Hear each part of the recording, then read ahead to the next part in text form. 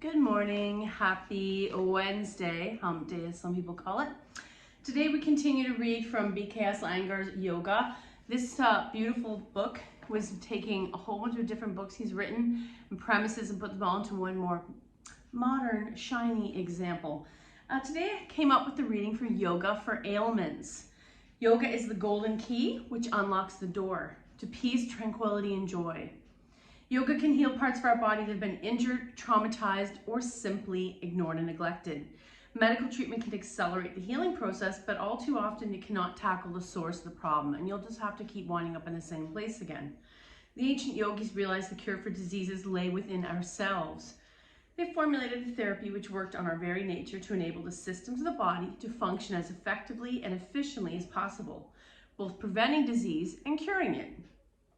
Yoga asanas involve movements that stimulate injured parts of the body by increasing blood supply to them. The practice of asana, or the physical yoga, also increases our ability to bear pain. Excuse me. So yoga is a system based on healing different parts of the body that should be allowed to function as naturally as possible. And Iyengar had suffered some, I think it was tuberculosis, some other issues as a child. And so he spent his whole life developing this system using props and movement that happened within his culture.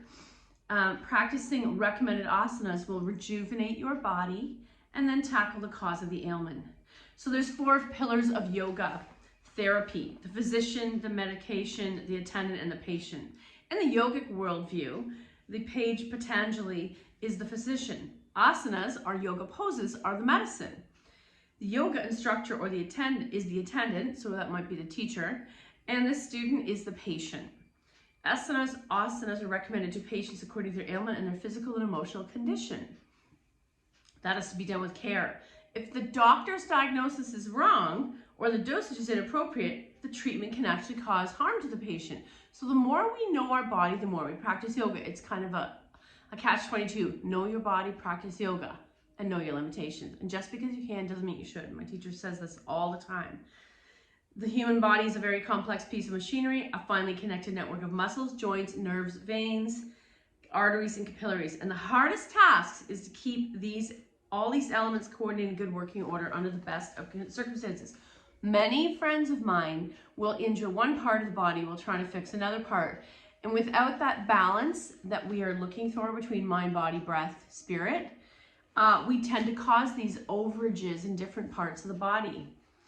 More often than not, ailments, whether minor or major, affect the body. And the science of yoga, as well as Ayurvedic medicine, which is a traditional Indian system of being healed based on herbal remedies, and even food is used as an herbal remedy, classify ailments that affect the body and the mind into 3 basic categories: self-inflicted, congenital, so you were born with it, or present from birth, and thirdly, those caused by the imbalance of the 5 elements. And we've talked about this: ether, air, fire, water, and earth in our system.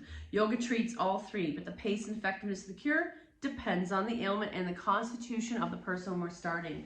And quite often we forget about what are we starting with. We see a yoga class where everyone maybe is all equally athletic and circus-like, and you forget that your whole life led you to be the body that you are right now. The process of yoga therapy, and I'll read one more thing, is actually based on selecting and sequencing poses or asanas that stretch specified parts of the body and block others. You must remember that in case of congenital disabilities, so you're born with these limitations, yoga asana may not affect a full recovery. It can actually, but could alleviate some of the suffering in the meantime. So today I thought we should read an animal card. We haven't done this in a little while. We'll find what animal. Unfortunately, I'm seeing so many sweet, beautiful animals killed this time of year on the road because their moms have babies or they're trying to run a car. Oh, koala. I'm going to go a little further because I don't know of any koala poses. Butterfly, hip openers. There we go. And it's that time of year where they're telling us, please keep your grass and your weeds a little long for now to feed other pollinators like butterflies and bees. So transformation is the key word. Get ready for a big breakthrough. Let's just I won't read the whole thing. Butterfly. Let's see. I keep passing it. Transformation. It is very possible to go through major changes calmly and willingly when you view them as natural and hold relentless positive expectations. So trusting the process, trusting nature, whether in the darkness before the storm or emergence.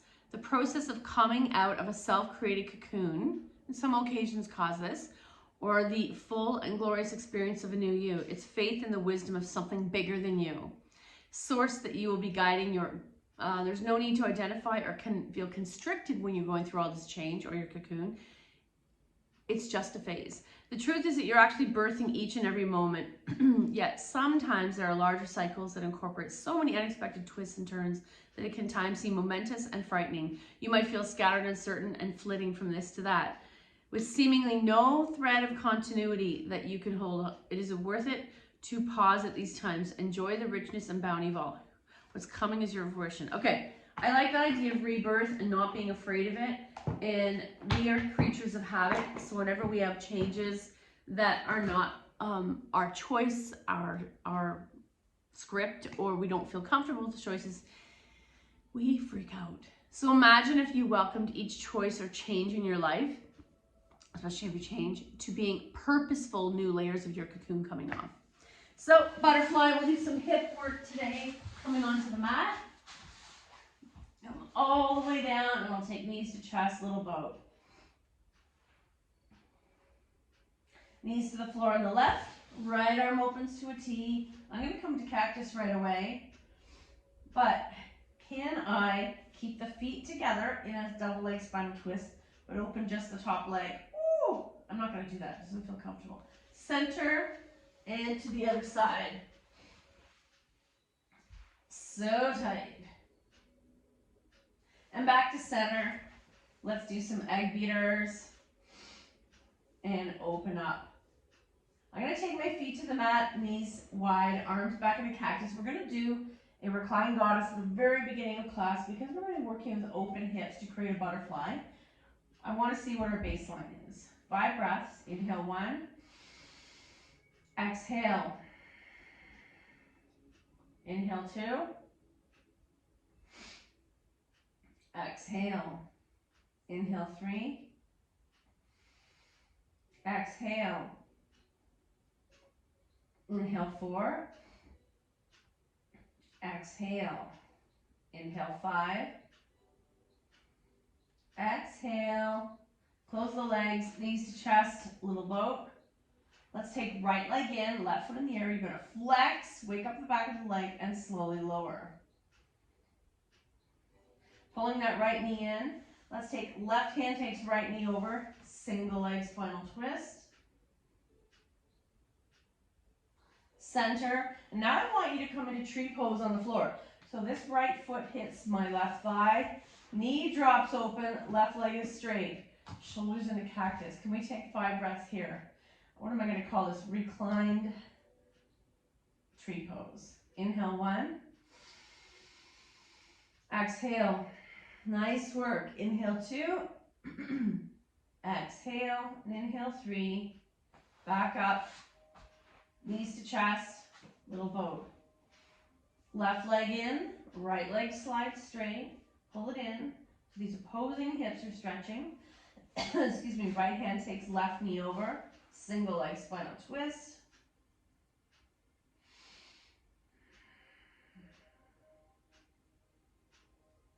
Back to center, reclined tree. So that left foot nestles into the inner right thigh. Allow that hip to open. Arms are going to come into a T or cactus. Inhale 1. Exhale. Inhale 2. Exhale. Inhale 3. Exhale. Inhale 4. Exhale and inhale 5. Exhale both feet together, recline goddess one more time. 5 breaths. Inhale 1. Exhale. Inhale 2. Exhale. Inhale 3. Exhale. Inhale 4. Close the legs. Let's take our feet in the air start to just point and flex those legs, those ankles. Legs fall wide, and we'll check it with the inner thighs. Inhale 1. Exhale. Inhale 2. Exhale, let's go to 3. Inhale 3. Exhale, close the legs, hold the right leg up, and we're going to give some love to just the right leg. So I like to squeeze and release the calf muscles, down the hamstring. Both strap, we're going to take the strap to the right foot and start to stir that leg.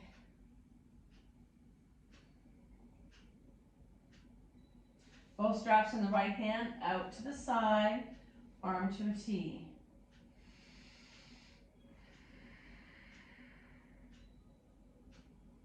Back in the sky, strap in the left hand, across the midline or all the way over. Back to center, get rid of the strap, little boat. Feet in the air, right leg's gonna lower all the way down. Massage that left leg. Strap to the ball of the left foot. Stir this leg. Both straps in the left hand, open to the side.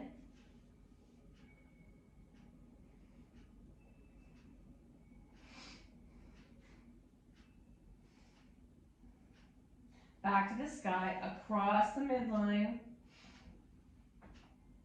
And back to center, get rid of the belt. Egg beater. So we'll take those knees wide for a moment. Point and flex. And coming into setup for happy baby, you might stay here, or you may come into full happy baby. 3 breaths, pressing the entire spine and lower back down to the mat. Inhale 1, exhale. Inhale 2, exhale, and inhale 3. Exhale, soles together, feet to the mat, knees wide, arms in cactus.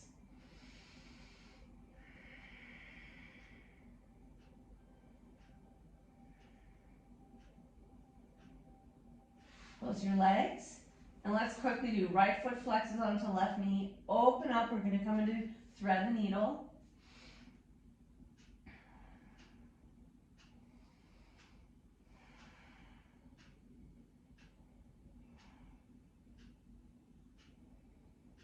Two more breaths, inhale, exhale, inhale, exhale, shake it out. Left foot onto the knee, open, and draw that right knee towards you.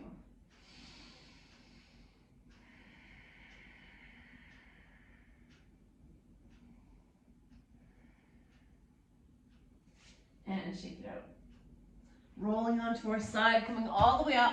We're going to do a wide leg extended child's pose as kind of a really nice way to start opening the hips also. Toes touch, and I like to take the knees as wide as the mat. First you might come into Sphinx, or you might extend further.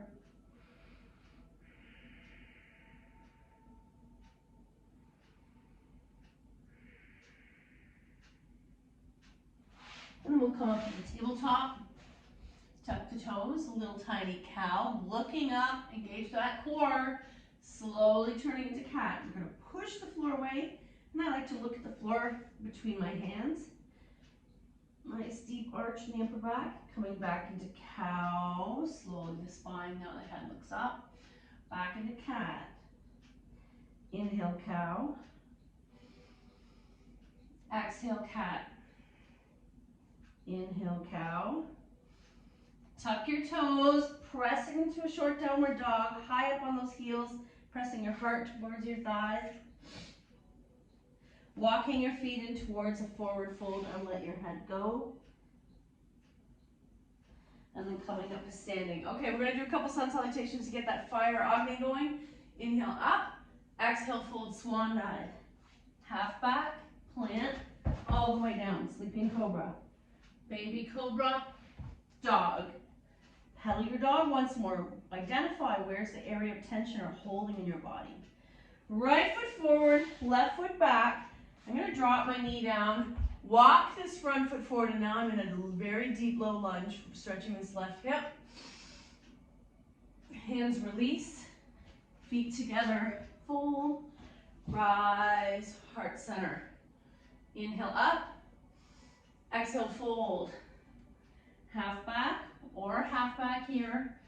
Going all the way down to the mat, sleeping cobra, and then choosing your back bend, baby cobra or up dog.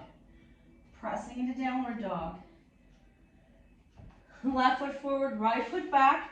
I'm going to drop the knee, untuck, just at a right angle. This low lunge is enough for some people. If I want it deeper, I'm going to walk that leg forward, getting a nice stretch in the right hip. Arms rise up, tiny back bend, hands release, feet together, fold, rise, heart center. I'm going to do that entire sequence one more time on both sides. Inhale up, exhale, fold. Half back, lower. Cobra, dog. Option to pedal, it feels really good in my leg. Right foot forward, left foot back, high lunge. Hands release, feet together, fold, rise, heart center. Last one, inhale up, exhale, fold. Half back, plant, all the way down. Cobra, dog. Left foot forward, right foot back. Rise, hands release, feet together, fold, rise, heart center. First pose I want us to try, oh, someone's taking my blocks. Okay, we're gonna do a squat, no support. First variation, I'm gonna walk the legs wide. I feel like I'm doing a haka. And then slowly, some of you are gonna drop down to a squat. Some of you are gonna stay here. Knees slightly bent, butt in the air. And then come on down to seated. Hip openers are as deep as you want them to go. First position, we're gonna come into Sukhasana or cross-legged. Inhale, 1. Exhale. Inhale, 2. Option to start to fold. Exhale. Inhale, 3. Inhale to fold a little deeper. So we're gently stretching the inner thighs, hips, and lower back, glutes. Inhale, 5. Exhale, fold. And come back up. Now I want to take, we're going to do rock the baby just to continue open the legs, the hips. Left leg extended, right knee bent. Pick up that foot and you're stirring the hip thigh combo within the hip girdle. Option to make soup, one direction then the other. Option to rock the baby. This is probably my favorite. Option to bring that baby to your chest, sitting upright. And then release. Other side. Left foot bends, grab a hold of the left foot. You're stirring or churning in the hip socket, one direction, then the other. Maybe you're making soup. And back to center. Rock the baby. And then option to bring that baby closer to you. P.S. If you love babies, the Rose of Sharon in Newmarket needs volunteers who just hold babies. One of my friends does it. I think you have to have a TB test and a tuberculosis test and your police check. But if you have time in your hands and love being a grandmother or like a mother, feet together, sitting up nice and straight.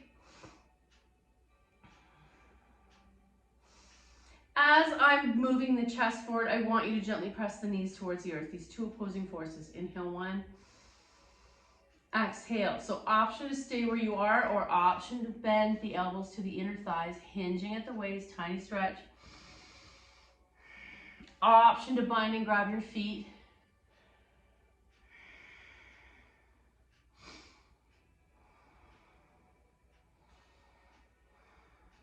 And then come on up. Let's take one leg out. Left leg out, right leg in.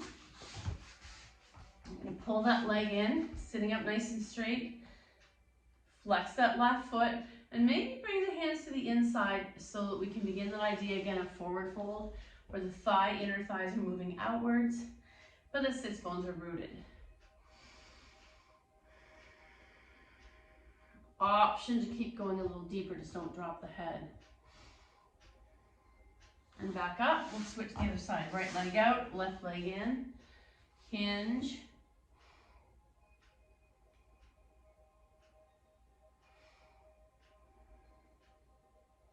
And back up. Feet into diamond. Sitting up nice and straight. Once more. Elbows out, hinge. You're getting that tiny stretch in the lower back.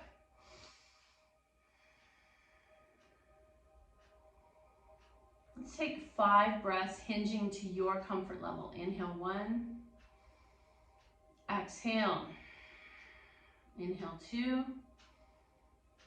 Exhale. And inhale 3. Exhale, upright. Option to stay in diamond or bring it in closer. I like to bind the feet and imagine bringing those knees to the earth. So we're not flopping. Some people call this butterfly at gymnastics or dance. You might stay here. You might gently press the knee down. It's higher, and therefore the hip is a little tighter. Give it a little love.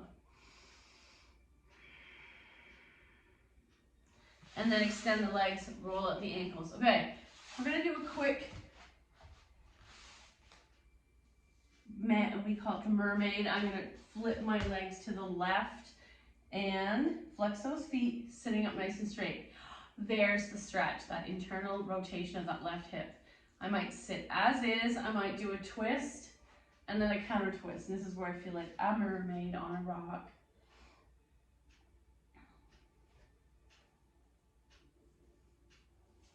And then center, flip the legs to the other direction. You may feel a difference on one hip. Oh, I feel a difference in my knees. Tensing yourself, pushing upright.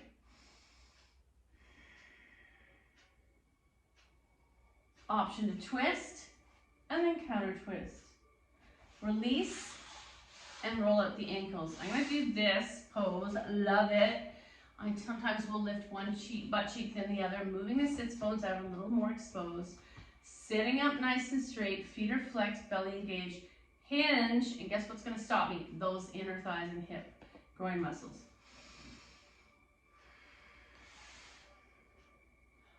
Feels awesome. So you might stay here, you might start to go a little lower. This to me is my most favorite hip opener, I would say.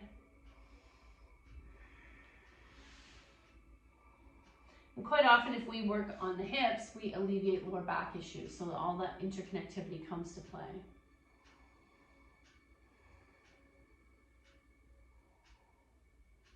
And come on up. We'll do a quick fire log, another beautiful hip opener. Right foot is gonna be, oh, I can't see. Right foot flexes and onto the ground. Press the knee over in line with the hip. Then take your left foot flexed on top of the right knee. Sitting up nice and straight. Guess what? Same action as fire logging, but we're sitting upright. So now we have gravity challenging us. I like to take my hands tented into the mat and hinge. Flex those feet.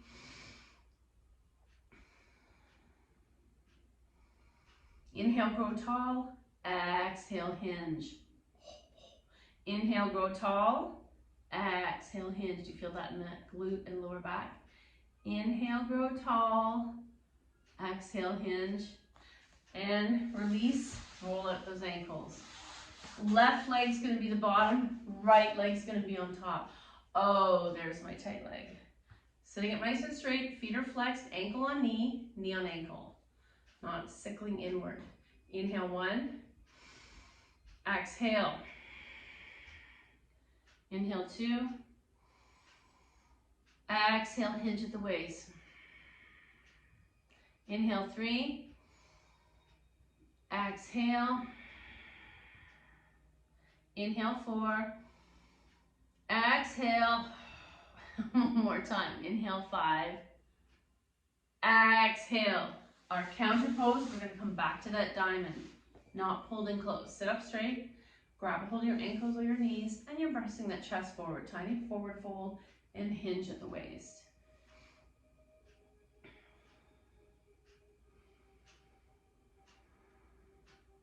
Option to pull those feet in, coming back into our butterfly or cobbler or bound ankle. Some people are going to open their feet outwards. That has a nice effect on the hips. You might take your hand and turn out one leg, almost like this foot and ankle is a key, and then turn out the other. Nice. And then I'm going to hinge one more time. and release, roll at the ankles. Okay, we've been building to our favorite, I'm gonna say favorite, one of our students' favorite poses is pigeon. And pigeon has a starting pose called swan, which is often used if it's too much on your body to do pigeon. Coming into a tabletop, right knee slides to right wrist crease, left leg back, but from head on, both knees are not moving. Everything is still in alignment like the same you would use in mountain. So shoulders are over wrists, knees in line with the hip, foot is tracking in line with hip and leg. So I might sit up here first, there's the back bend. I might come into Sphinx, keeping those hips squared off, or I might stack my fists. More breath. Exhale up, come back to tabletop, switch. Left hand, left wrist crease, right leg back. Beautiful soft stretch of that front right hip. Sitting upright, there's a tiny back bend. Option to come into Sphinx, or option to stack the fists. Inhale 1, exhale, inhale 2, exhale, let's do one more. Inhale 3, exhale upright, back to tabletop, child's pose. And let's finally do our actual pigeon. Right hand, right wrist crease, left leg back, staying in swan, or start to pivot. Arms in line with, I have my wrists in line with my ankle, underneath my shoulders. Back leg is low, untucked and extended, or tuck and rise. I don't like that on my knee, and this creates a better hip stretch. If I'm looking upright, there's a back bend. If I come into Sphinx, it's a little more comfortable. Inhale 1, exhale. Inhale 2, exhale. Upright, and I'm going to switch it out, coming back in a tabletop, left knee to left wrist crease, pivot that leg, and extend the right leg. Upright in a back bend. Oh, that feels good. I'm going to stay here 2 breaths. Inhale 1, exhale, inhale 2, exhale into Sphinx, or stack fists. Inhale 3, exhale, option to tuck and rise, inhale 4, exhale, and inhale 5, exhale, come all the way back up to seated. Sole of the feet together, coming back to that diamond one more time as our little stretch counter pose. Maybe the chest moves forward, maybe you start to hinge. How does that feel? Very nice. Our final reading today is a wisdom for healing. These to me are practical, beautifully written, beautifully illustrated. And so far I've never met one that didn't make sense. Oh, I get that one a lot for some reason. Oh, I really like this. Identify your health-related fears. And look, we have the snake eating an apple. Today's a lesson. Ask yourself if you're afraid to heal. Your conscious mind may say no because that's the logical reply. But this question is for that deeper part of you, your emotional self, which might have developed fears about becoming healthy. And I know that this concept of self-sabotage comes up a lot in the healthy eating, weight loss, diet world. Your goal is to explore whether you have deep-seated reasons to postpone healing. That's really interesting because some of us, I may have told you, my cousin became a holistic nutritionist because our mothers, all 3 sisters, were morbidly obese or some were a little chunky. And so she learned about what are the ways in that food either gives us life or takes away our life. But she came to that conclusion that you can't study that without the psychology of what led to that. So then she got a psychologist. So now she's marrying our food habits with psychology, which makes perfect sense to me. Thank you so much for your effort. The good in me sees the good in you. Namaste.